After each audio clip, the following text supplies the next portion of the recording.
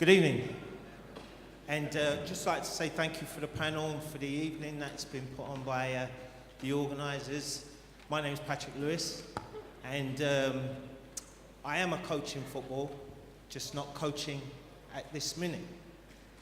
Some of the information that has come out of the panel and what's been said earlier for the first session, I think my belief, there's one or two myths that come out in that information. So my question to the panel, I've got two questions, or one question but in two parts. And to each of the panel, first part of the question would be relative to coaching, because I've been wanting to get into, let's say, the upper levels of coaching in the country. My first question is, who is the best coach that you know, and that doesn't have to be personally known, know or know of, in football?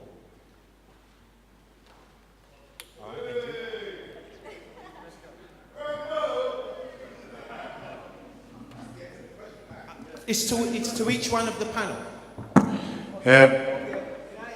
No, we are.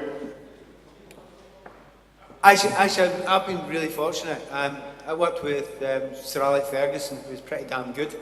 There was even better than him, I have to say, was a guy called Jock Stein, who was a genius, who many people would have argued was the kind of doyen that Sir Alex Ferguson learned off of.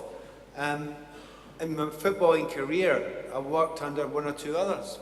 I'll be honest with you, I thought most of the coaches I worked under weren't very good. I didn't rate them. I thought at the time a lot of them had got in their names, and I thought they had one idea, and I thought they were quite backward. But then again, I played in a time when football hadn't really grown as much as I wanted it to grow technically, and the international ones were better. But talking about current coaches, it's very, very difficult, because not being right inside the game, it's very difficult to tell from the outside. To be honest, managers and coaches are different things. As a coach, I want to see somebody improving players. And there was a great point made earlier on, a brilliant point made earlier on, about getting really good players. And it was Andrew who actually said it, I think. They get in the team, then they don't improve. Well, that's not the case if you work under Pep Guardiola. You get in the team, and then you improve, even if you're world class. And that's why I think he's the man. Sorry. I've been lucky to have played in multiple environments and worked with a lot of decent people.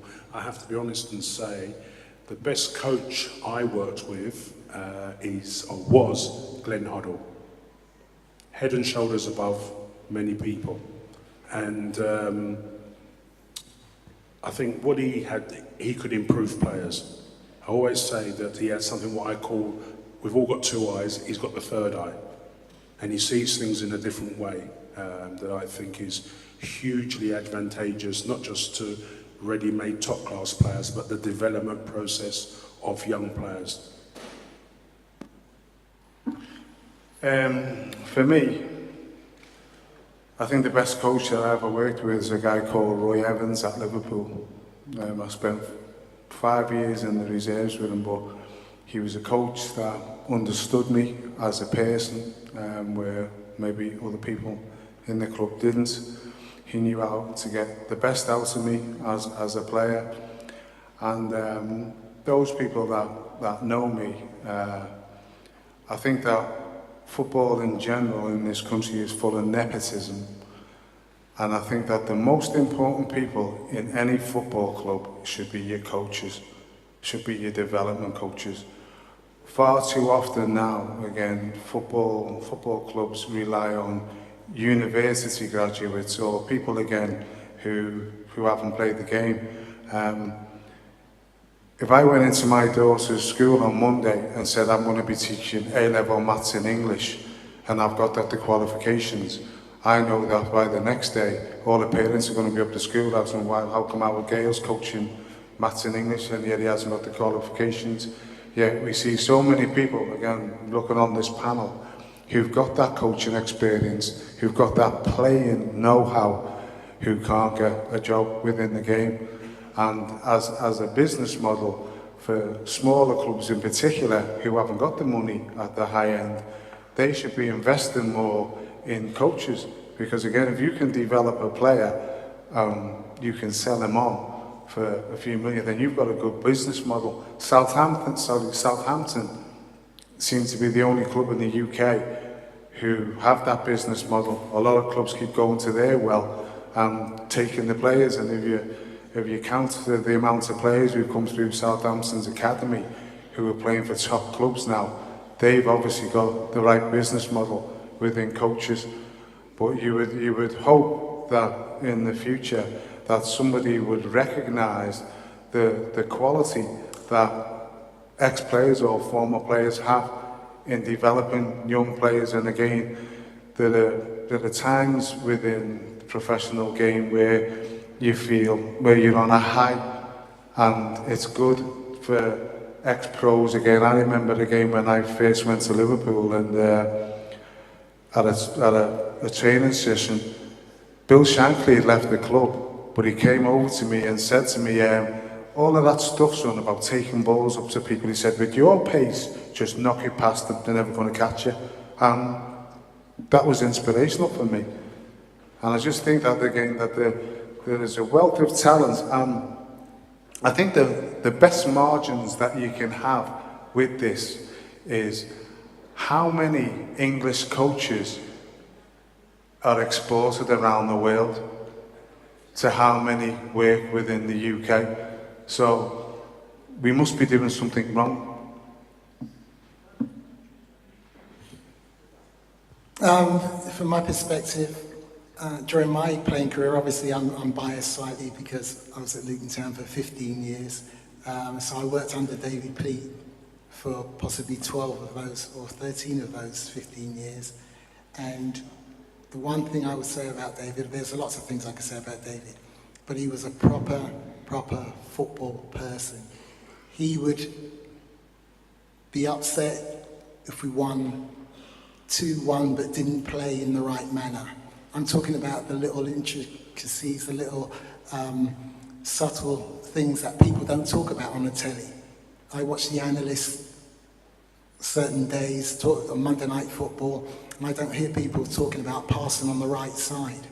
I don't hear them talking about angle of pass, weight of pass, timing of pass, nothing like that. At Luton, we were taught we had to do that. We played in a gymnasium. We weren't allowed to kick it off the walls. If it hit the wall, that's out. There's no walls on the football pitch. He instilled that philosophy, like Brian Clough, about the game. I shall end by saying this. As I said, I was there 15 years. I never played 4-4-2 for 14 of those 15 years. We played with 3 forwards, maybe 2 forwards and 1 behind, played 3 at the back, 4 in midfield, 3 up front. We always tried to win the game, always tried to entertain. It didn't matter if we lost, as long as we played in the right way, because it was about entertainment. Now I see entertainment being a secondary issue. It's about survival, it's about getting a point, 4-5-1. And to me, the game is not as exciting or attractive because of that. But the person I think in this era that champions the way to play the best, there's 2 for me. There's Arsene Wenger, because he's been around a long time and he's always demanded his team play a certain style. He gets a lot of stick now for various things, but he set a standard as far as I'm concerned. And then obviously, it's like Pat and Paul have alluded to, Pep Guardiola comes from that same model of always trying to win and always trying to improve the standard of play. Excellent. The second part, can I do the second part? It will clarify. It's just to clarify that question. Yeah, okay. The second part, just quickly, just to clarify why I asked that question. First session, we heard quite a bit about qualifications relative to football and coaching. Nobody mentioned qualifications regarding the best coach. The second part of my question would have been, and you don't need to answer it, I think I've got the answer from what you've mentioned. The second part of my question would have been, who is the most qualified coach that you know? And I guarantee you, aside from what Andrew and the... Hold on. Sorry. No. Thank you. I think what we mean to say is I think we've heard the answer. We understand what it is But you're we trying need to to say. move on I to think it's somebody been else, answered. yeah. Thank you. All right, thank you. Evening, gentlemen. Thank you for giving us the opportunity to put some questions to you. This question really reflects the courage of Pat Nevin, but for the black players on the panel, do you wish you had spoken up at the time the way he did? I know it would have been difficult, it would have affected your careers, etc. I've seen people like Mr. Ramsey ridiculed at QPR, and I know he has the skills and qualifications to do the job. Mr. Impey, the same, we've spoken about it individually, but retrospectively, do you wish you had used the platform you had at the time to highlight the issues that you experienced in your career? It's me. So I'll answer that question for me. I left from QPR, West London, I went to West Ham, East London. And I remember one time we was training on the main pitch. And I remember I was looking around, we was training, I was looking around the ground at the banners. And I remember saying to Rio, how come here, where's the kick it out signs? Where's the kick it out banners at this club? And Rio went, no, I said, no, tell Allah, I said, there's no kick it out banners at this club. Why is that? And Rio went, no man, there must be, there has to be. And I went, well look around. And then eventually what we done, so I don't know if you know about West Ham's ground, on the West Stand, right up at the back, so it's not how it was now, but up as the stairs go up, right up in the back corner, there was a banner. So it was literally up in the gods. There was a banner, kick it out. Right? So I said, okay, cool. So I went to Harry Redknapp and I said to him, how come there's no, I said, this is like an ethnic area. How come there's no kick it out banners at the club? And you know what Harry's like. Of course there must be, you know. And I went, no, seriously, how come there's no kick it out banners? So he said, listen, I'm not sure. So I took him out onto the pitch and I said, look, find out have a look where it is. Where is it? And he couldn't see it. And I said, look, I'll show you where it is. And I pointed right up into and to be fair to him, he said, I'll get onto the ops manager straight away and get banners put around the ground. And for the next game when we think, there was banners put around the ground. I mean, Andrew makes an interesting point. I mean, my relationship with Kick It Out, actually, I was one of the founder members some 25 years ago with a distinguished man called Lord Herman Ousley, whose contribution to this cause has been beyond colossal. And I think one of the issues is to fundamentally understand what does Kick It Out, what's its function. Kick It Out doesn't have any statutory or enforcement powers, so there's no legislative framework.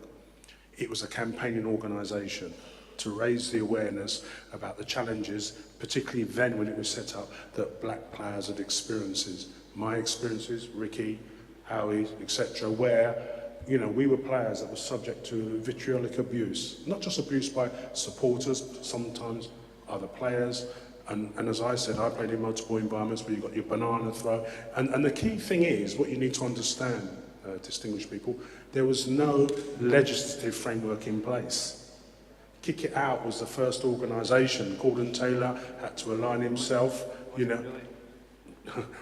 it had to align itself with the PFA, because it had a duty of care to the players. So you had to start from somewhere, in my view. So I think, when you talk about players speaking out, my generation, Ricky can speak for their generations, the biggest example we could set, don't you think When you're getting abused by everybody talking about your black sea and your this and this, that and the other, and your mother's and whatever, and don't you think, what's that all designed to? That's all designed to affect you mentally, so then obviously, you're gonna behave in an aggressive way, and they've removed you. Our generation, my generation is, we had to set by example. We had to demonstrate that we were above that. We had to go and use a form of what I call excellence to demonstrate your capability, to show that you moronic minority, you're not going to affect me in the way that you love to affect me. Because if you wipe me out, I'm out of the game then. So I had to use it as an example to motivate and mobilize myself and rise above the adversity and use your strength of character, performance, capability to say, hey, because listen, my mum and dad had the struggle they've had in life as black people from Jamaica, being abused walking in the street. So you know what, on the field of play, that was my opportunity to represent myself, represent my family, represent my community, and lead by excellence. That's how I see this. So, as we move on, yes, there was a legislative framework in place. I can tell you what it is because I know it. It's the 1991 Football and Offences Act, which then was a statutory requirement by football clubs that had to behave in a certain way, and there were sanctions in place. So, my point is, you don't have to always speak about something. You can always demonstrate your response by how you conduct yourself, how you articulate yourself, and how you use that adversity to demonstrate what you stand for. Because that's the biggest example that I've set, in my opinion, not just to myself, but to my family, to my children, of what Dad had gone through, what Dad had experienced. So I think it's important to get the equilibrium of the argument and the balance. Thank you.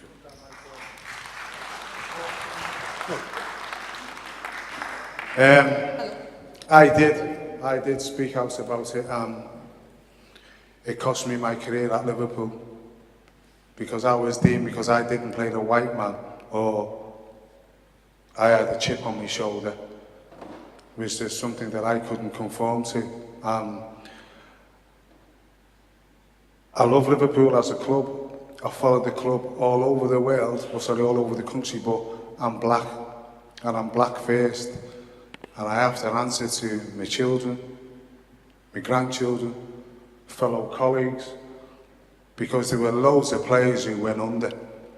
There were loads of players who couldn't understand or comprehend the banter that went on in most changing rooms. I said to you before that there are things that happened earlier on in my life that set me up for who I was.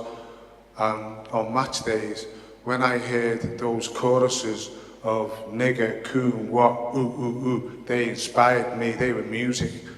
They were music to me. And any time that I scored, or I played well, or I created a goal, I'd make sure that we go over to that section and we'd stand in front of them like that. If I can just tell you a quick story again about someone who's not here tonight, with Paul. I was playing for Blackburn, and Paul was playing for Chelsea, and we were playing them at Stamford Bridge, and we were stood in the centre circle, and there was a group behind the dugout who were giving it to Paul, you know what I mean, who's the nigger in the blue and what's the name, and I said to Paul, how come they're talking to you by your first name? So the pair of us now, we started laughing in the centre circle, and we were pointing at them. So they were spitting blood. They were wanting to go on the pitch. So the next shout was who's the nigger in the red? So Paul turned around to me and said, I think they know where you live. So again, the pair of us again, we fell over laughing because again, this was our way of dealing with it. But I said to Paul, how can you play for somebody like this? If Liverpool fans give this to me, or my home fans, then I'm not playing for that club. And Paul just said, like, this is my club. I grew up supporting Chelsea, and these are the minority. But I always go back to that day when we got off the coach. The National Front were handing out leaflets on the turnstiles, on every turnstile. And I said to a police officer, how can you be allowing that? And the police officer just said, not my business, mate, and walked away from me. And these are the things that we had to face again. Back in the day, there was no complaint system. There was no kick it out or red card, or if somebody called you or racially abused you on a football pitch, you were racially abused. And I remember again playing up at Newcastle and standing in the middle of the pitch where one of their players called me a nigger in front of the referee. And I said to the referee, aren't you going to do something about that? And again, not my business. And these are the things that we had to confront. And they were, again, for those who made it, there were loads that didn't. And there were stories again about players who would tell you about how they couldn't handle the dressing room banter or the abuse that came from the terraces.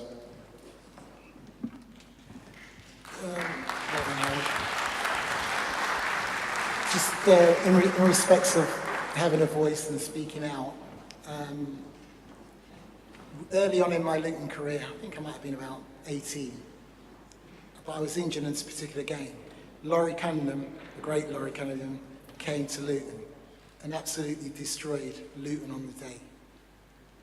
The fans at Luton, even though we were there, Brian might have been there at the time, but not playing, and they were making the monkey chants. Every time Laurie got the ball, it was monkey chants down the wing, and he was destroying them. He played really, really exceptionally on the day. So after the game, during the press are normally there and different things, and Monday came, and I was speaking to the press person, and I said to the press guy, I'm so disappointed because whilst Laurie came here and he done ever so well and he's a great player, he's black and they're making monkey noises. Are they making them for him or they're making them about me and Brian also when we play? They put something in the local press. To this day, to my knowledge, I've never heard a monkey chant again at Kenilworth Road whilst we were part of it. So we are trying, we did try to stand up for ourselves as best as we could whilst we were in that environment. So that was my experience of trying to raise the awareness.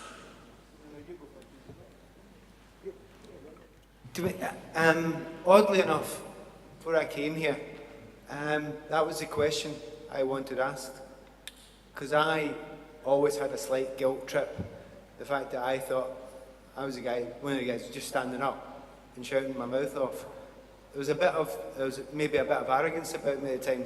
How dare I do that? Could the black players not done it themselves? And I wish Paul was here, because Paul was the guy that I talked to, Paul Carnival was the guy I talked to about this. And he explained everything that he'd gone through, given exactly the same answers that they've both given us here, saying that you could lose your job. And I would hold to this day that Paul did lose his job because of his colour in the end, from Chelsea, which infuriated me more than anything that ever happened to that club in my whole life. But we understood that you had to show that you were above it, that he was trained by, I think it was Gwyn Williams at the time. He was above it. He could show that he was beyond these people. His excellence, exactly as Paul said. But to be fair, and to be absolutely fair to the guys that came after, very, very quickly, all the black players were straight on it, immediately. When it was clear and obvious that the football couldn't turn on them. When I was given abuse by the owner and the coaching staff for standing and speaking out, but it was a million times easier for me. A million times easier for me. It was much harder for the other guys. And they all stood up and did it in the end. So they're the guys that deserve to be applauded. Hello. Hi there. I didn't expect to say anything, so please forgive me if I sound a little bit rambly, but I just feel really impassioned about something. You said that 65% of the footballers now are of colour. Would they bend the knee? Do you think anybody would bend the knee like Colin Kaepernick did? to say that we do not want racism no more in football, and we're prepared to stand up against it. I can use Ricky Hill, if you don't mind me using you, Ricky, as an example. I remembered when Ricky, because I remember reading the article, because it was a double-page article on a black footballer. Never saw that before. And it was him when he spoke about the Rooney Rule, and he was trying to implement it in the football. I wonder, would you, Ricky, you answer it. Do you believe that they would bend the knee to you? Because that's so important. I've heard 3 men on that panel talk impassionately about what you did. You assisted, you helped, even though you knew that it was, when did I say help? You inspired, I hope I'm right. Sorry guys, I might not use the right terminology, but I got the feeling that he inspired, he helped, using your terminology, to get onto that ladder. I want to know if the knee would have been bent, like Kaepernick, for him, for what he did, implying about the Rooney Rule. Considering your background, Ricky, because I do know your background, I know what you did phenomenal in Trinidad, phenomenal what you did in, by the way, I love all of you. Chris, QPR, but I'm just saying, Mr. Gale, salute you, Jeremy Corbyn, all the way. So I'm just saying, I just want to know, do you think the players should bend the knee for kick it out? It's enough. It's enough. Do you think we're brave enough? Do you think we're courageous enough? Do you think we have the heroes out there that would do that? Thank you very much.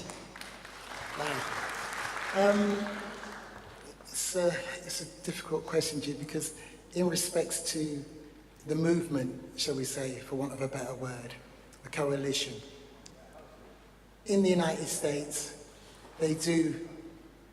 Black history is something that is very, very important. It's very, very, through historical times of the oppression that's gone through. So they're kind of accustomed to that unity and unified stance as individuals, whether they're players or not players or just individuals walking on the street.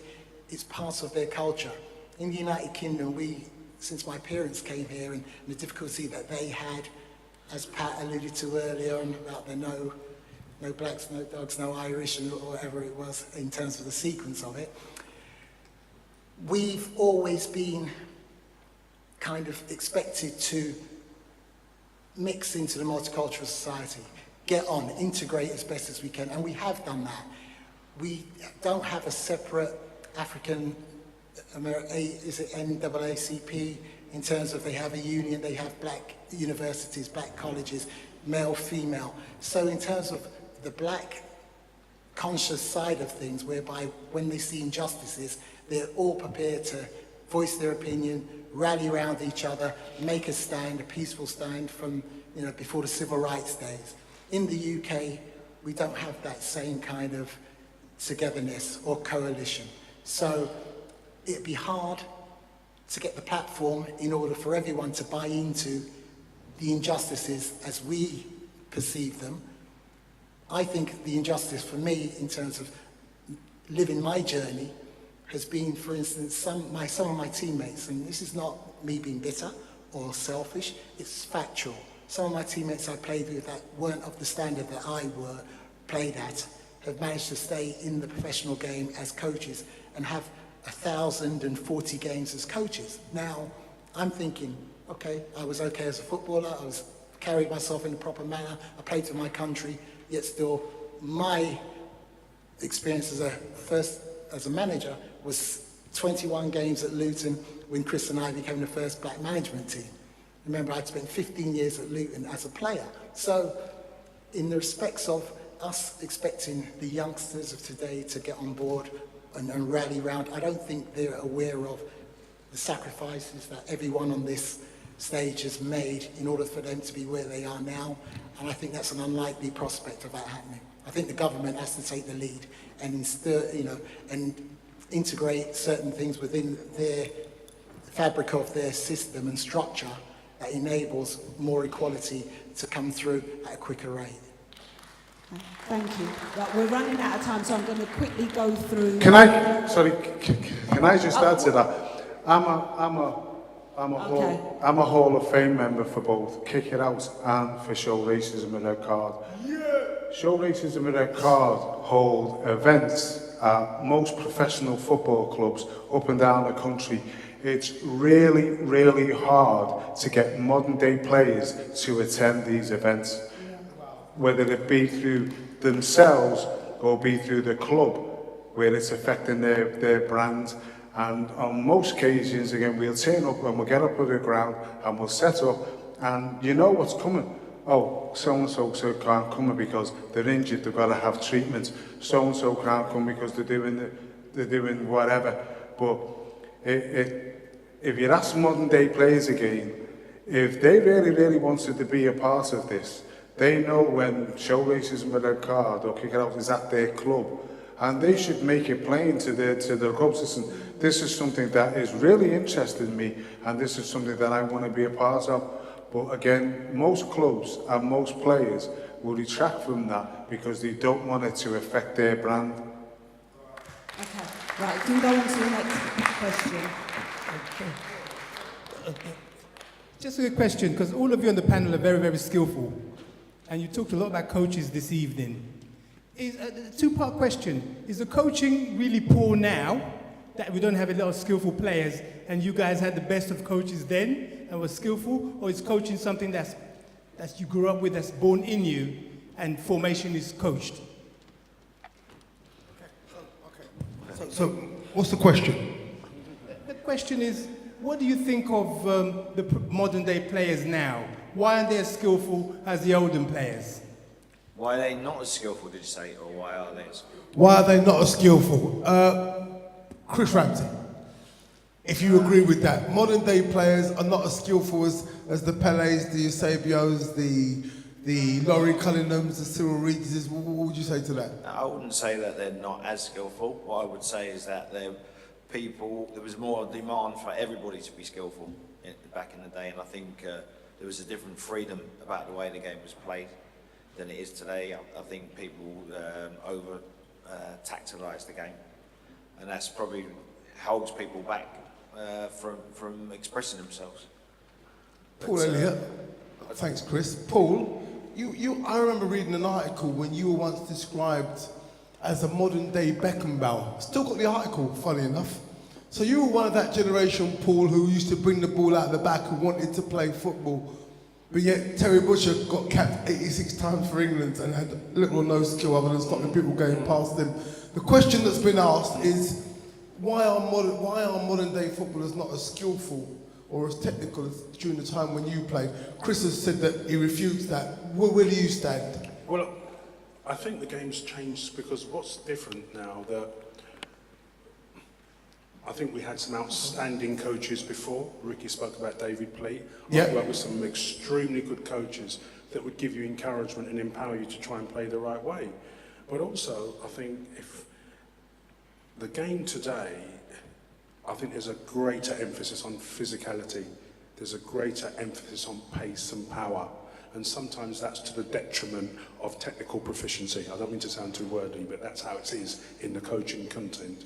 And I think if you look at the tempo of the game now, I mean, you know, I'd like to feel that I was a very, very good athlete aligned with my technical capability. And I would have loved to have compared myself playing with the modern day athletes. But I was also very lucky to play against your Maradonas, your Van Bastens and Hullits, who are just fantastic type of athletes. So I don't like to compare generations too much. I don't think that's always a good thing. But I do think that, you know, the game has changed, it's evolved. You know, defenders today can't necessarily, you have to think about being a defender. You can't just go in and go from people from behind. It's about, I mean, the modern day phenomenon for me, you know, that I look at within the last, up until the last 4 or 5 years, Rio Ferdinand. He was the best in terms of carrying the ball from the defence. But yet Glenn Hoddle didn't like the way he played. Well, Rio says it in his book. The England managers didn't like the way I played. Well, I'm not sure about that. I think at the end of the day, listen, when you speak about central defenders, I speak about them in pairs. They play as a pair. It might have been more about the combination than the individual. However, that's a subjective piece.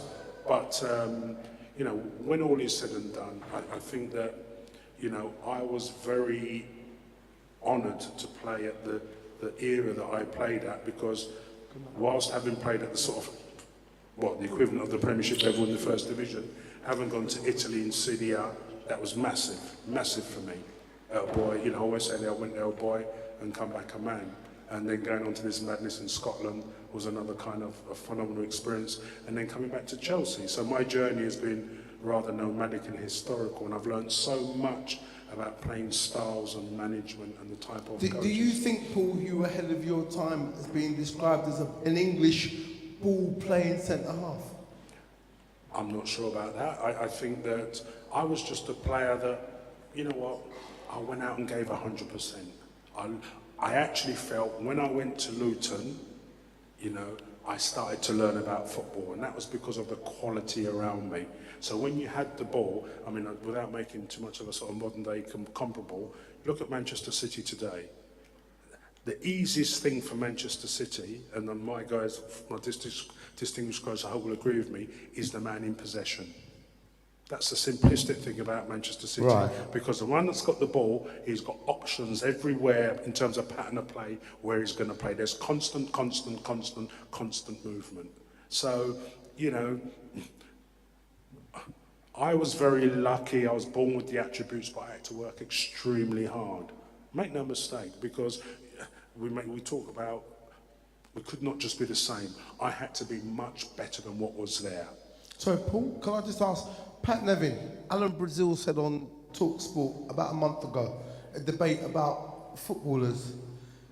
He said that if Platini had been English, he would have only got 5 caps. If Robson was French, he wouldn't have played at all. If Nevin had been Brazilian, he'd have got 1,000 caps. That's what Alan Brazil said about you on national radio. No. So I'm asking you, being the player you were, as to with how football is now, would they not have wanted to coach that brilliance out of you, making you a team player? It's an interesting thing, people saying the right way. There is no right way to play football. Someone who wants to play a long ball game, that's just another way of playing football. There's no right and wrong. It's not a way I particularly like, but there's no right and wrong. I played a period of time ago, and then I watched the Premier League develop. I didn't actually like the Premier League particularly. I didn't think the standard of technical play was very good. I just didn't think it was very good when I was watching it until the last 5 or 6 years. Now, that's not to say there weren't good technical players. There were. You know, they were Man United at a great period, and there were some good technical players. Most of them just happened to be foreign. They were brought in and were good technical players. For the first time since I retired, and that, I promise you, chaps, that was not yesterday. I think the game would suit me now, and I've never thought that before. So I would love to be playing now. So it's not a case of, oh, it was better then or better now. It's certain players were suited for certain systems. Can I do one last point, and it's about Gailey? This is perfect, this is brilliant. And it was a classic. I was doing a radio show recently, and on this radio show, I had this young guy who was asking the questions to myself and Graham Souness. And he said, well, the game's changed, it's faster now, it's better now, you know, and it's, you know, it must have been very different when you were playing. And I went, stop. Would Graham Souness get in the current Liverpool team? Answer, yes. Would John Barnes get in the current Liverpool team? Answer, yes. And you keep on going. Hansen, yes. Nicol, yes. You just get Ian Rush. Yes. And you keep on going. So people will say to you, you know, wait a minute, Grobbler. Yes, exactly. People say to you, oh, the game's moved on, it's changed, oh, it's so different now. Well, some parts of it, yes, some parts of it, no. In actual fact, don't diss certain players in the past, because it's A, apart from being offensive, B, it's just plain wrong, as much as anything else. Pat Nevin or William? He's not the player. Sorry to be selfish here, I'm terrible. There's only one player I watch in current football who plays football the way I tried, underline, I tried to play. And it's like watching what I wanted to be, and it's David Silva. And that's the only player I was trying to be, because I'd never played in the wing in my life before I went to Chelsea. I was always a 10. So people think of you in a certain way, so even yourself or others who are older think of all of us in a different way. But in actual fact, we were only the players we were allowed to be within that era and within that set. I was really interested in what Ricky was saying there about the systems you played at Luton. I was light years ahead of everybody else, may I add. Everyone else was oversimplistic, and you were fortunate to some degree that you had that. I think Very quickly. Who's that, Howie? I think that you're missing out on the biggest component again. And for me, again, I was watching Liverpool on LSFC TV the other day. Some of the pitches that we played on compared to the snooker tables that players play on now, a bad touch from a player and he falls over in modern day football because he's had a bad touch on a snooker table. Some of the stuff that we played on was tantamount again. If you played on those pitches today, the game would be getting called off. But we had to play on it. Liverpool were the architects of counter-attack football.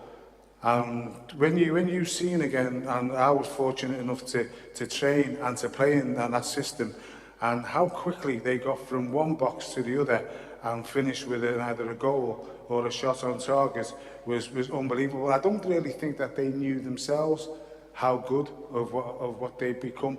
But it was a juggernaut. But the pitches themselves that we played on was a major component. So if we were playing on some of the pitches that teams play on today, I'm going to be sure we'd be international status. Yeah. Can I just interject for 1 minute? Go on, Rick. Just in regards to the question I was asked about, I think it's pertaining to the technical element of Technical ability then, and technical ability now. For me, personally, I watch a little bit of football. I don't watch as much as I used to be when I was a younger age. I very rarely see naturally two-footed players. Very rarely see people that can play off both sides, that can move off both sides, are comfortable off both sides. I very rarely see people that can protect the ball and buy time for themselves with a little disguise. When I was growing up, I saw those players regularly. I saw Tony Curry's and Alan Hudson's and Eddie Gray's and Johnny Giles, fantastic players, apart from the world stars of Pele and Eusebio. So when I look at the actual individual element outside of the top European players and the European players in the Premier League now, I don't think the English players are of the standard technically that our generation was, personally. Andy MP. Jeff. Andy, very quick for the next Jeff, question. Jeff. Your generation, maybe not as technical, the way in which you were coached, not as technical as the people who went before you. What would you, because you're a coach now, going through the under-23s, would you say that looking at them, are they technically as gifted as when, or as hungry? Is there a difference you've noticed between when you were 21, 22, 23 with what you're coaching now? Yeah, I mean, society in general is completely different. So the kids nowadays, they want everything now. So when I was growing up, we didn't really had, PlayStations and all that. We'd go out and you could play football over the garages. We could play football over the park. So there was a question earlier on about why children or players now are not doing what we used to learn. We wasn't coached as kids. We used to play over the park, in the garages, I don't know, free and in, rush goalies and all these type of things. They're not allowed to do that now, obviously, because, they're not allowed to play football in the garages and blah, blah, blah. But we obviously, under the boss, we try to teach technical players. So we've got a couple of lads at our place who, in my eyes, not saying for anybody else, but technically better than anybody in the first team. So they play in the 23s and whatnot. Technically better than anybody at the club. And that's not me just going because we've worked with them and did it, but technically better. They might not have the other little bits that you need, the how to press and where to be off the ball and them, but technically better than anybody at the club. Jeff, and the esteemed panel, we have a gentleman that's been waiting very patiently. So I'm going to move to him next. Okay, thank you. I just got a question, sort of following on from something the gentleman said earlier about aspiring coaches and what have you. And there's obviously a lot of experience up there on the panel who've coached and who's been managed at different clubs at different levels. I'd just be curious to find out what are the types of questions that are asked of you by chairman or hiring committee or whoever is responsible for people getting into coaching at that senior level, and what kind of information can you impart to people who are going to try and play at the next level? What sort of information they need to have available? So the question is?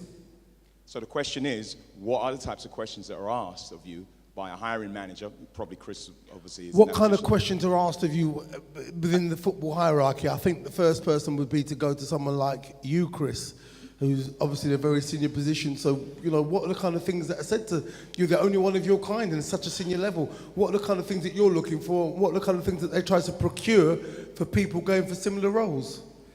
Well, obviously, I mean, I'm just going to give you some advice now as if you're going to go for a job. First and foremost, make sure that obviously you need the correct qualifications, especially if you're someone of colour, because you're probably not going to get through the door if you haven't. Secondly, just make sure you're well prepared. Make sure you know about the club, you know the history, you know recent history, you know about recent managers, what's probably tripped up the last manager. Presentation skills. Now, we talked about before about your laptop coaches. You have to move with the times. You have to be able to put presentations on in the way that they want to. And also, you have to be confident in your philosophy about what you're going to impart on the club. But on the other hand, you have to play the game.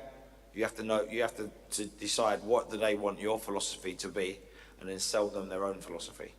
Otherwise, you're not going to get the job. Wonderful. Paul, thank you very much, Chris. Paul?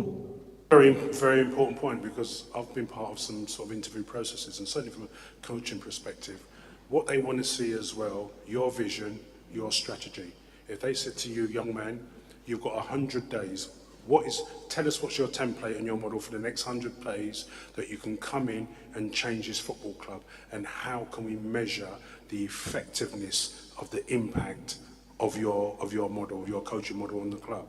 So my point is, you can understand why there's not many Chris Ramseys out there, and I'll damn be a Chris Ramsey, because they're on a kind of another strategic, intellectual level. But there's a formula, there's a methodology, and I think sometimes that's the difference between the grassroots and the elite game, and you've only got one shot, and you've only got to look at somebody like, let's be quite candid here, De Boer at Crystal Palace. Distinguished CV, outstanding player, won the championship in Holland, best part of 4 years, okay, went to Inter Milan, had 82 days, didn't work out, come to Crystal Palace, had the discussions about the philosophy, about the vision, the way he's going to impact the club.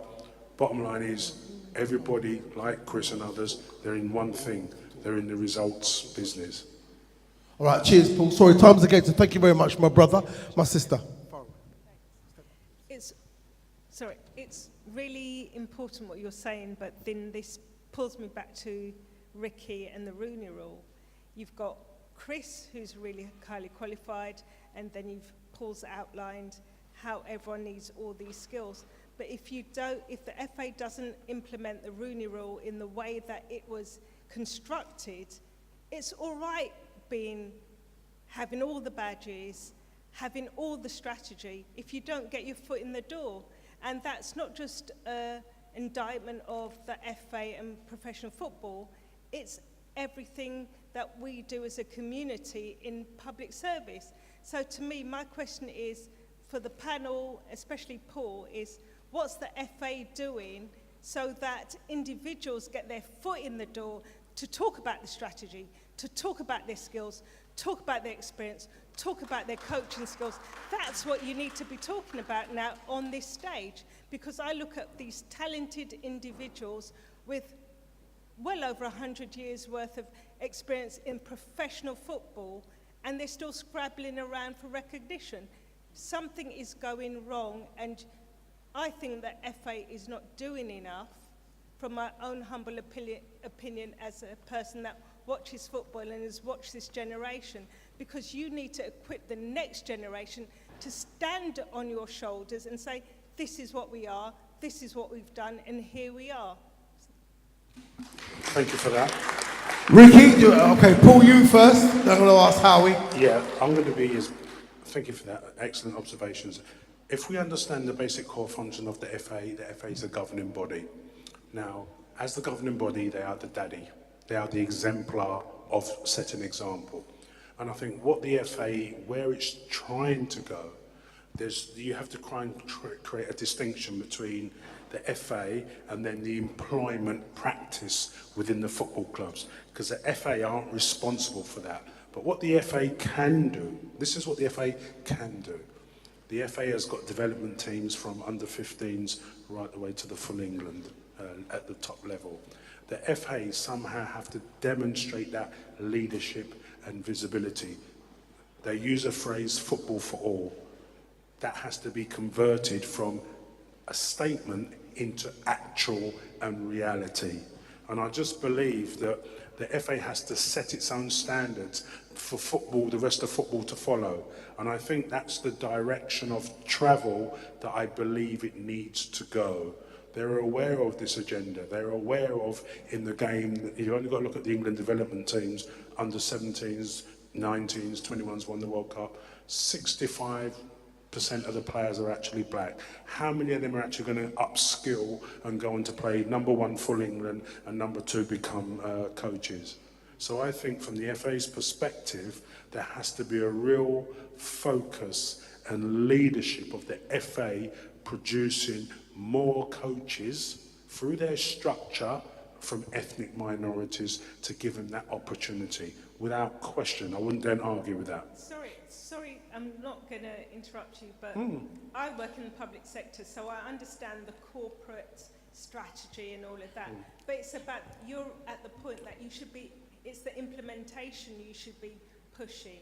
It's not about your policies, and it's not about your direction of travel. It's like, well, what are you physically doing? And I think the FA is at the point that you've talked a lot. You've had people coming to you and saying things are not working. So I understand all of this corporate, because I understand that you need to bring it together, but you also need to say, this is what we're doing physically. You can't say you're leaving it to the lower clubs. The lower clubs take their lead from their professional organisation. The lower clubs should be listening to their players or ex-players and saying, this is what we need to do, this is how you need to do it. And that, I totally understand a corporate message, but you're sitting there and saying, well, you need to then look the next level about, we've got a strategy, we've got policy, we need the right people that understand the game, understand the audience, understand the culture, and then put that in. Then go to your Premier League, then go to your first division, second division, local grassroots. Grassroots aren't going to change your organisation. Your organisation needs to change top, down, middle, across, sideways, back, front, everything at the same time. No, I mean, listen, I think we're in a period of evolution, and the FA recognises there's been some examples out there that's gone on in recent months.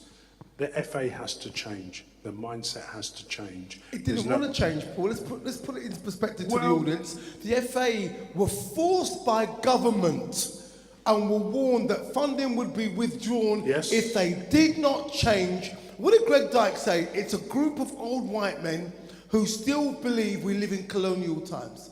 Greg Dyke! I'm not sure if he said colonial Greg times. Dyke, you can go on Google, Greg Dyke. He even spoke on Talk Sport and said some of the people he encountered during his time still believe that the FA, their background, that we were still in control of India.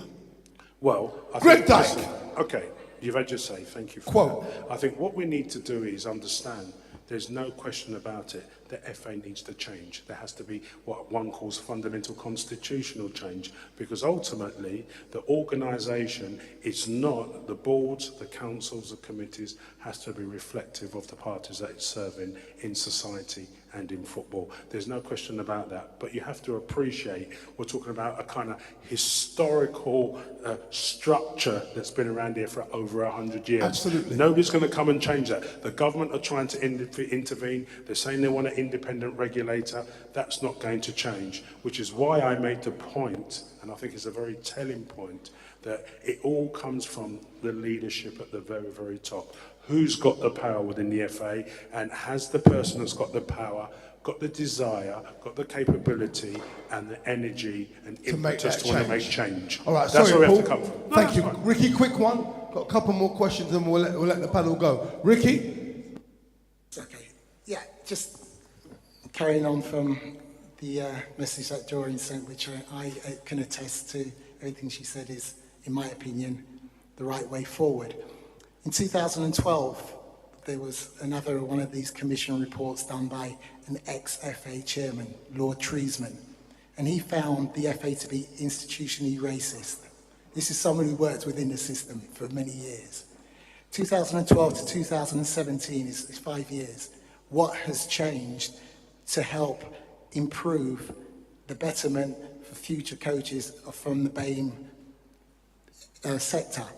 Not a lot to my mind from the FA's perspective. The FA talks a lot about grassroots and putting money into bursaries to train BAME coaches to get their badges so they're fully qualified. As Doreen alluded to earlier, qualified to do what? To go back to the grassroots, to go back to the parks, to take those kids to find the next Chris Ramsey, Andy Impey, Howard Gale, myself, to then feed them into the system to enable a coach who may not be as qualified or as competent as the one who found him to take him on and show him how to play football and take him through his whole career. When it comes to abuse, reform, legislation in place straight away. When it comes to homophobia, when it comes to all other kinds of discriminative things, there's policy and legislation put in place. When it comes to gender, women's football, that goes in there. When it comes to race, it's that white elephant in the room where no one really wants to grab it by the horns and do it. And as far as I'm concerned, it starts at the top and trickles down. I don't expect the FA to be able to do it. They are the governing body. The Premier League have a responsibility. They're a global company. 4.2 billion people watch them. Why is it that people are only allowed to see black players or minority players on the field of play, but then they turn to the bench, not one sign. They turn to the other bench, not one sign. Then you see the stewards and you see people of colour. That has got to change. Ricky, I'll put this to you and Howard. I'll take your question, Gussie.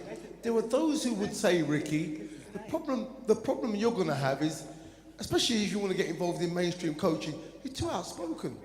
I know Howard, you're too outspoken. Jeff, I've done the journey.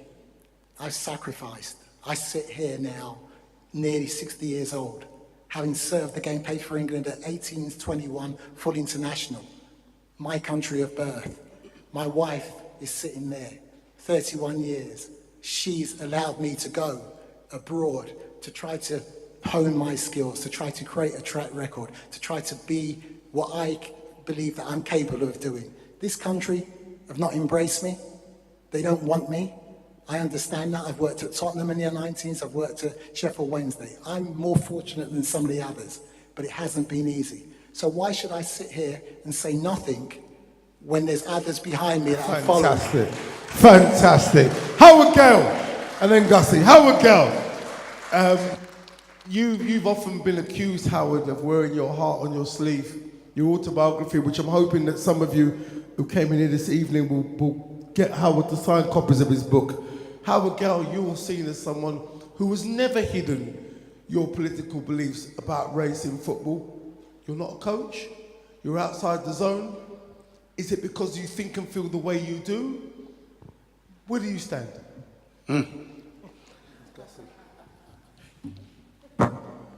I retired from professional football in 1994.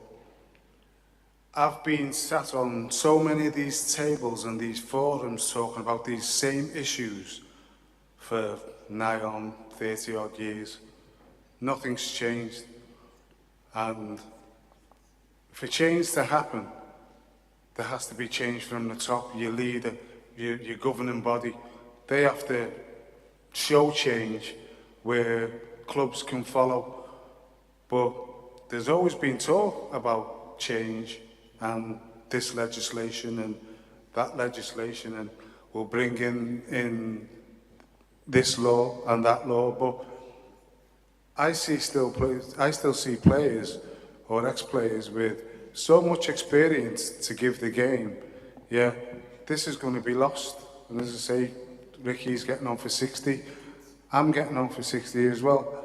And people have asked me, why don't you take your A licence? And I'm thinking, well, what do I need my A licence for? I'm not going to be employed by a football club. And the whole argument, or if there's one thing that you would take out of tonight, is that people, if they were employing black coaches, they wouldn't employ anybody that's on this panel, apart from the ones who are already in a job.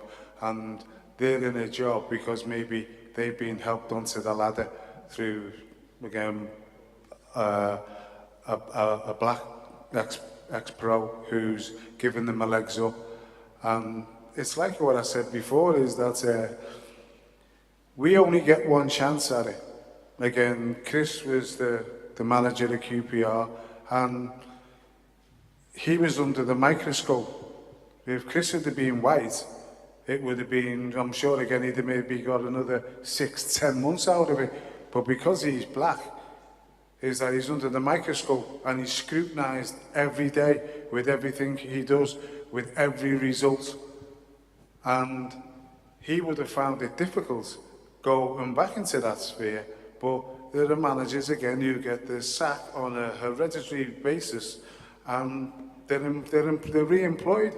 And the whole fiasco about the England manager's job and coaching within that parameter is that last year the manager was Sam Allardyce, and most people again raised their eyebrows and thought, whoa, Sam Allardyce. Sam Allardyce has never won anything in his career as a player or as a manager or as a coach, but he was elevated because they were seeing that there was nobody else around. We're talking before, and I look at Chris Hughton, the experience that he's got within the game, but his name wasn't even mentioned in coalition with the England manager's job. And you're just thinking again, as part of the process, is that some things are acceptable as long as you're not black. And there's some things again that are acceptable as long as you are a certain colour. And if there is to be a black manager of the national team at first team level, then he will most probably be a foreign coach or a foreign manager before it's anybody within our generation. All right, Howie, thank you. Gussie. Right, my name's Keith Gussie Young from Young's FC, Brent Schools Football, also Middlesex Football as well. The mindset needs to be changed from the top, as the panel has said. The panel's not really here to be ridiculed because they've gone through it, they've done it, they've seen it, and they want to take information from us back and deal with what they need to deal with. Now, my question is today is, you've got some ex-footballers out there now who have gone through the program, who want to become managers. We all know that racism is around. It was direct, but now it's indirect. Now, what advice would you give to those guys now to come forward and try and get through the stages they need to go through?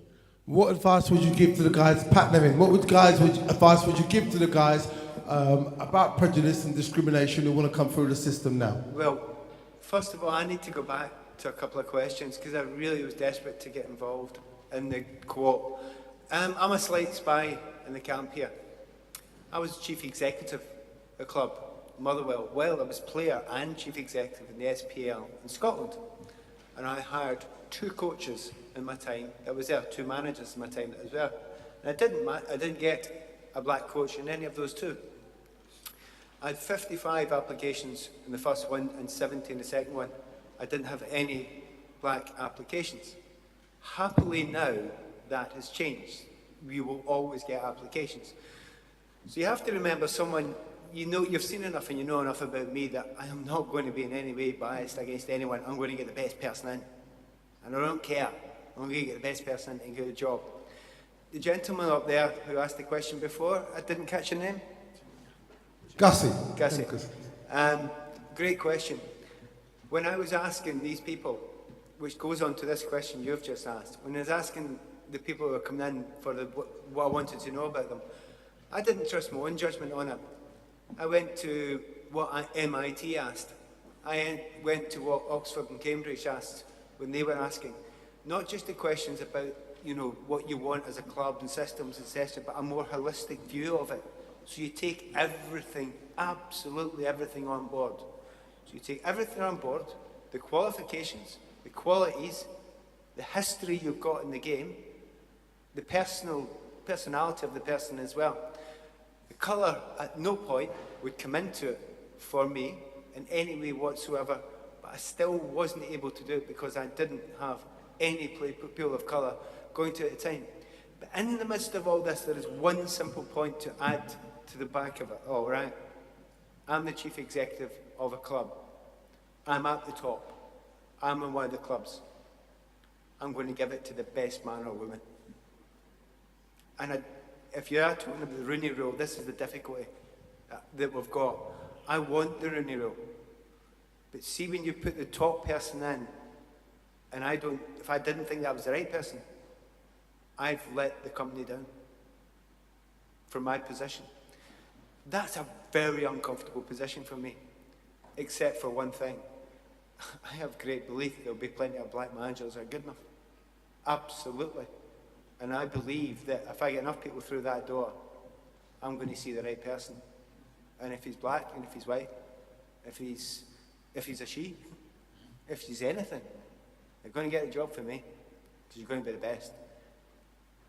And that's my discomfort. I'm not against the Rooney Rule, because I think we should use it in other areas.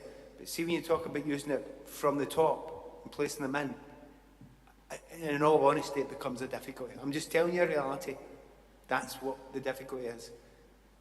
And I would love you to have a chance to come back, because do you know what? I could come back in that. But it's just the way it is. Do you know what, Pat? I think you've got some Jamaican... Turn your mic off. Pat, you've got to turn your mic off. Chris, before I go to Paul, but Chris, I mean, being in that position that you're in, Chris, people are obviously looking at you tonight. Some people weren't aware of the rich catalogue of your history. Is there advice, Chris, that you can give? Apart from if at first you don't succeed, try and try again. What can we do to get more Chris Ramseys into the system at that level, if at all possible? I said this on TalkSport the other night.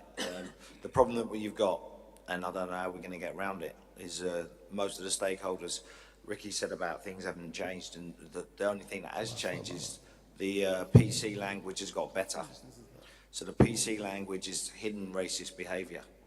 So what happens is you have people talking the right things, like you were alluding to about policies and about all the other stuff that goes on, and everyone sets these 5-year plans that never come to an end.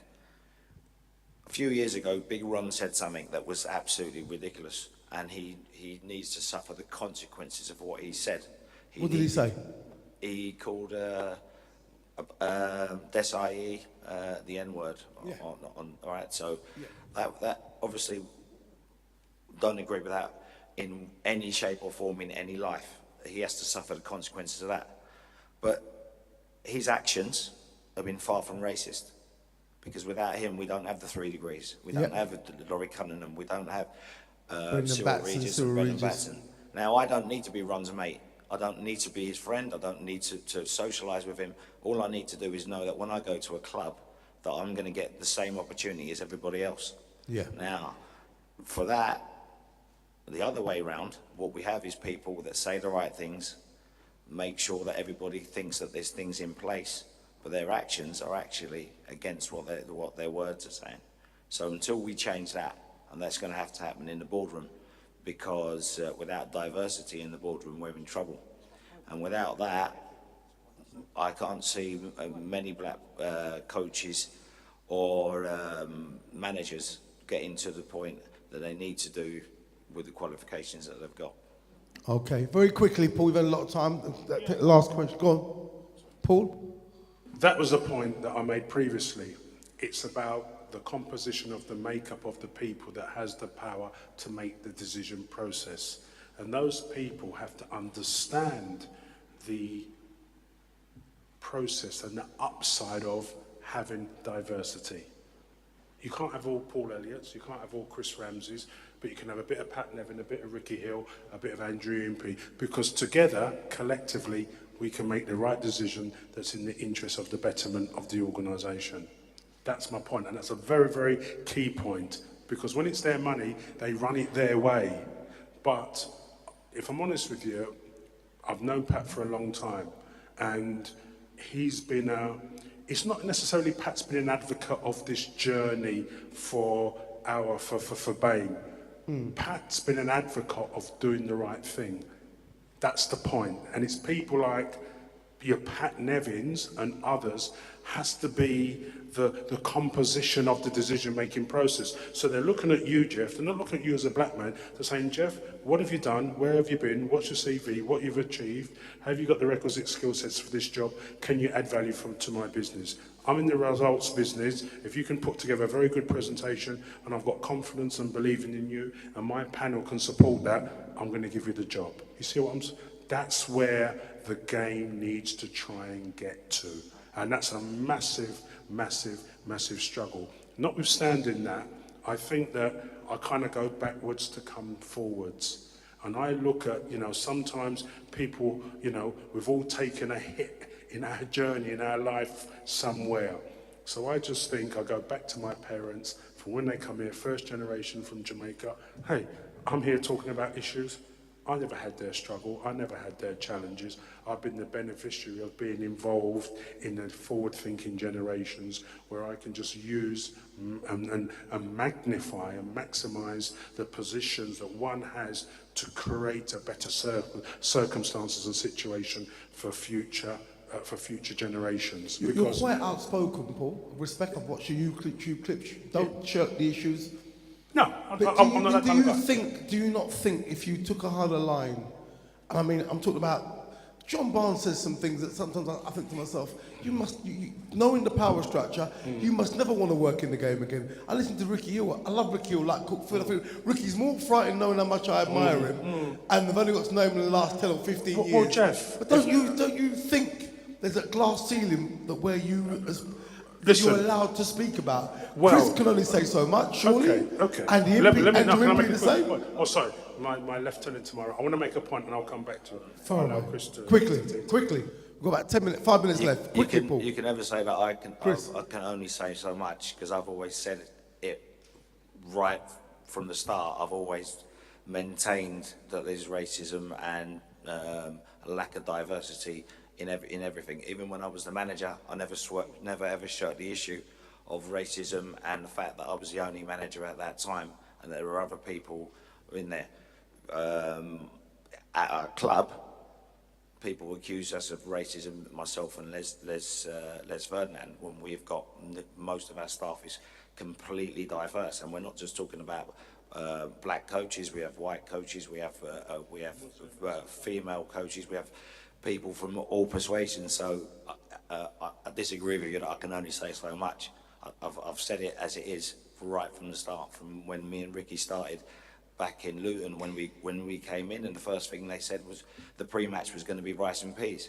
So right from then, we've always said it. Okay. Yeah, sorry. I mean, for my part, from the positions that I hold, for me, I'm a big man, right? I can take a good kicking, but I can give one as well. But I can articulate things in a clear, succinct and factual way that modernises the reality. And for my part, when you're involved in the institution, you're taking bricks thrown at you because people are saying, Paul, you're in the inside, what are you doing? What are you doing? What are you doing? Paul Elliott is one man, but Paul Elliott is a man that cares, wants to make a positive contribution, can articulate the issues, understand the issues, and try and empower and influence. I suppose, I probably want to appreciate what I'm doing and what I've done until a lot longer when I'm out of it. But as one thing I always know, looking at the composition of my board and my members and the people that I work with, you have to be inside the tent to influence the people. Because at the end of the day, in this room, we're all human beings. So if I can interact with you and engage with you, there's going to be a much more better realistic prospect of change being as part of the decision-making process, albeit a minority, rather than being completely outside of it. So, you know, everybody's at their little juncture in their lives. But all I'll just say to you is, you know, we're going to look back on these circumstances, situations, forums and debate. Same way we spoke about 25, 30 years ago when I was a young man, when Ricky Hill was at his zenith, you know, all these guys were at the zenith. We're going to look ahead to the future.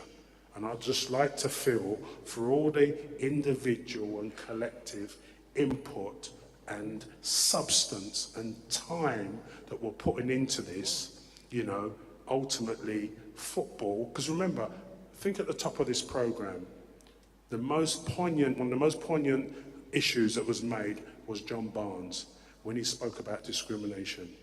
He spoke about it saying, it's not a football issue, it's a societal issue. So let's not go, you know, football's not responsible for societal issues, but football is responsible given the impact and what it stands for. Absolutely. So we've got to get the equilibrium right. Sorry, Jeff? Ricky, very quickly, then go take Yvonne's question. Is there anyone in the audience who wants to ask a very quick question? Okay. Yvonne? Can I quickly just say something? And what I want to actually ask the panel, because for me, as a black woman, this whole racism scenario is not just, as has just been said, in football. It is in every walk of life.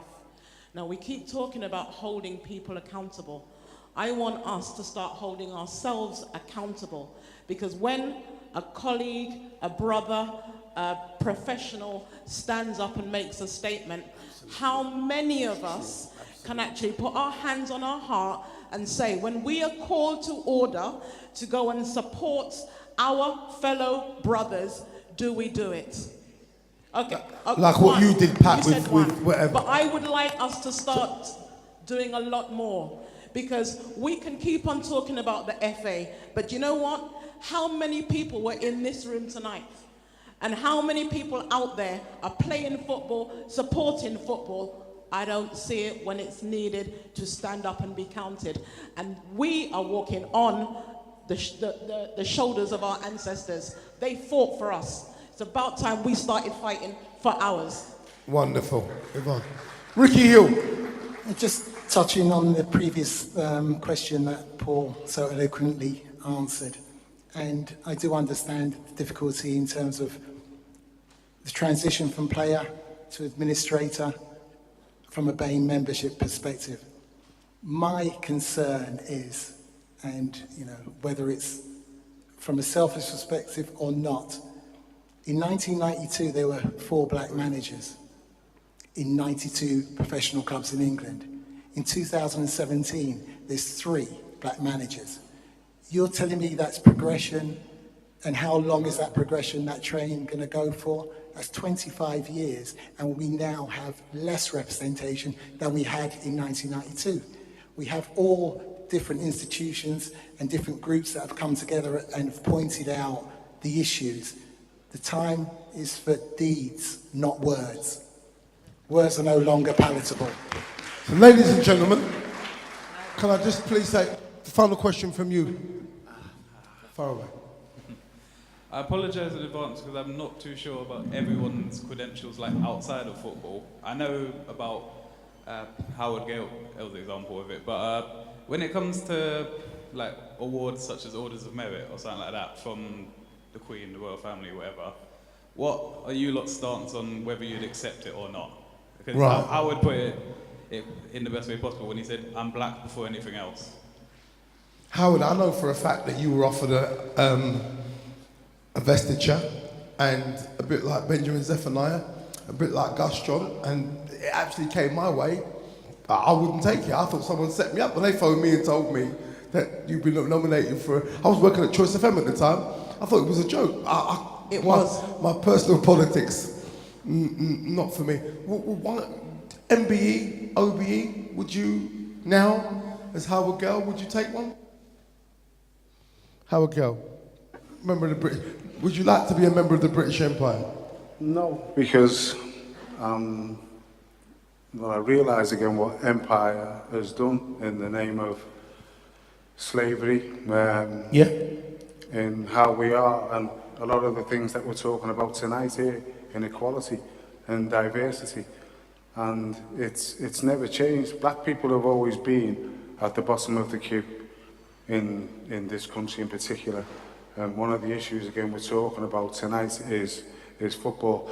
And what I would say is that football does more than any other sport or politician in tackling the issues around racism.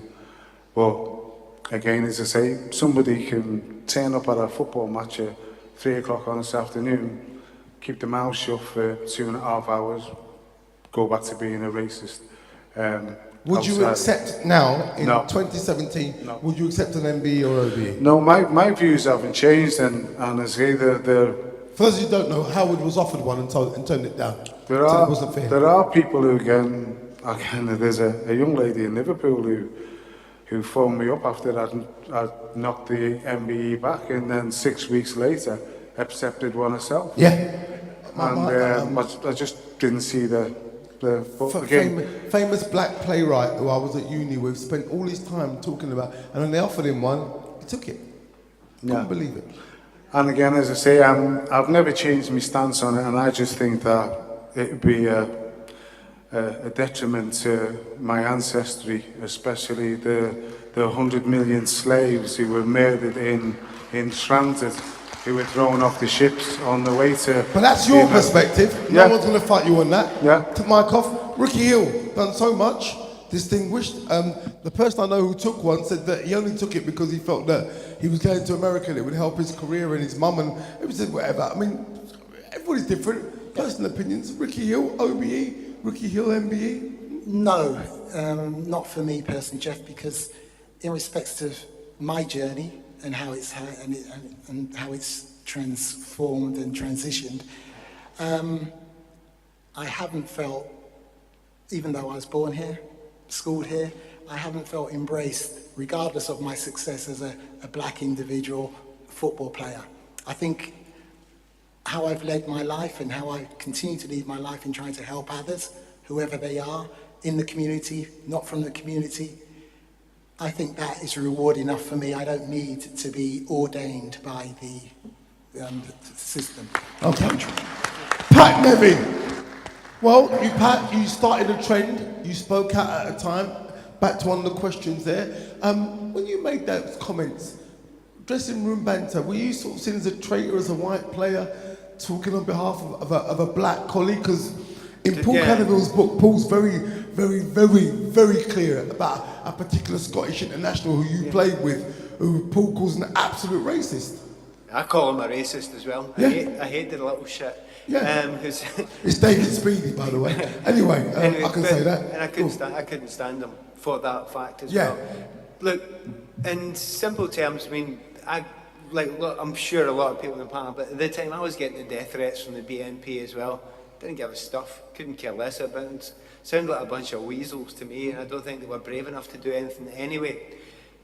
A more important question is your question about the honours. I wouldn't accept an honour. I don't think I would deserve it for particularly anything anyway, but also some of the honours that have been given out in recent honours lists, I've thought, nah, I don't really want to be part of that club, to be honest. There are some slime balls involved there, so for those reasons. Can I say something just about the point you made earlier on? I think it's really important. Two things. Number one, football, for all its negativities,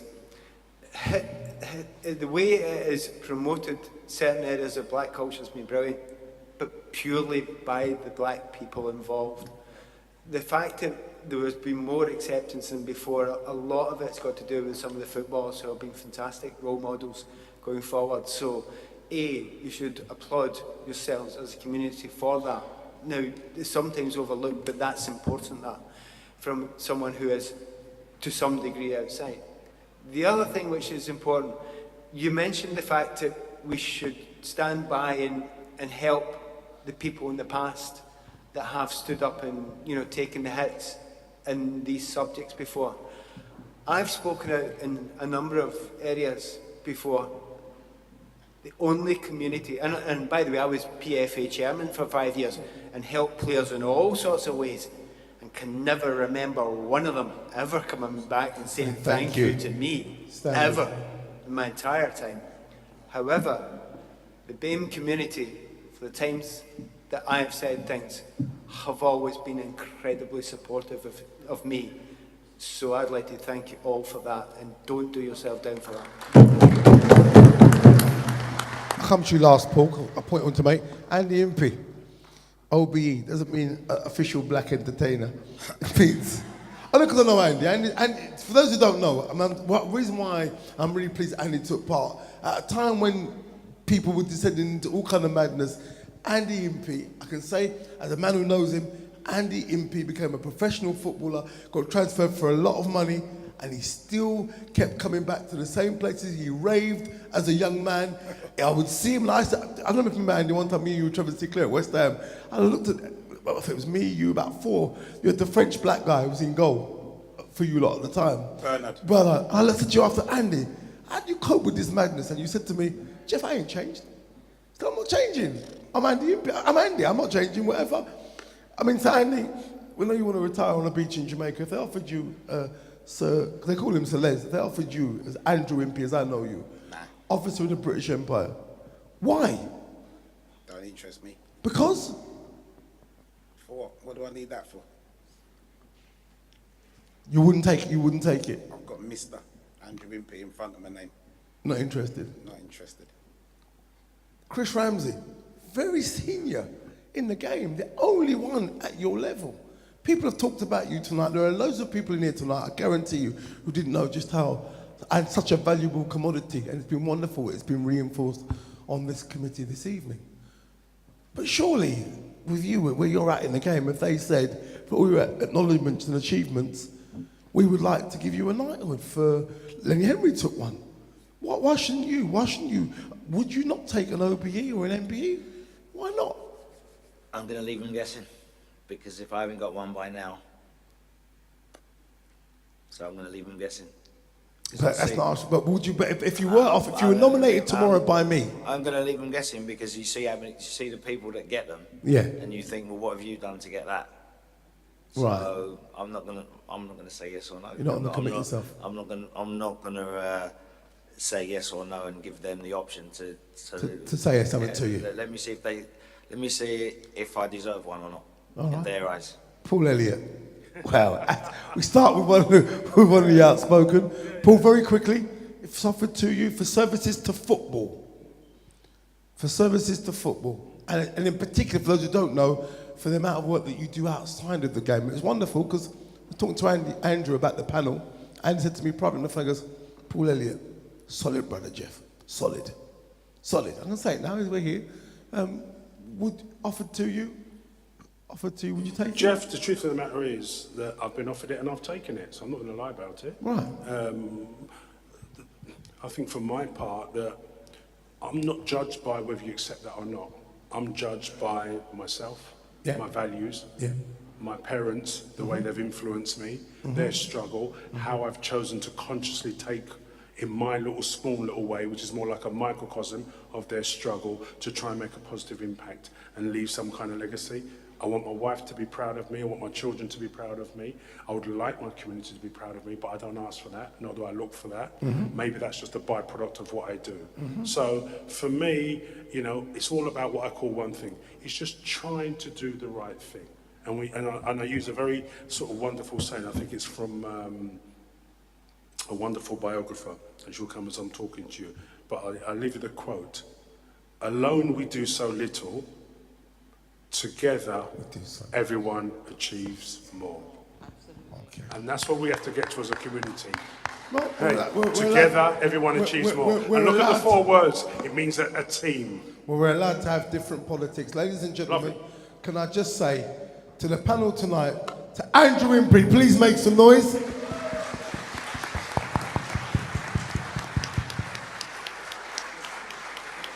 Can you please make some noise for Sir Christopher Ramsey? Rumbo, King. Paul Elliott! Pat Nevin! Well done, Pat. The master, Ricky Hill! The pioneer that is Howard Gale. And can I just say, thanks to the people who sponsored this event, Dally Lynch at the FA, Funke who's now left, to the PFA, to the GMB Union. But can I also say, ladies and gents, I want to ask him to stand. There's a journalist here who has covered our story for years. 4 years. Will you please show a round of applause for the sports editor and the deputy editor for the Voice newspaper, Rodney Hines. Please stand, Rodney. This is Rodney Hines. For years.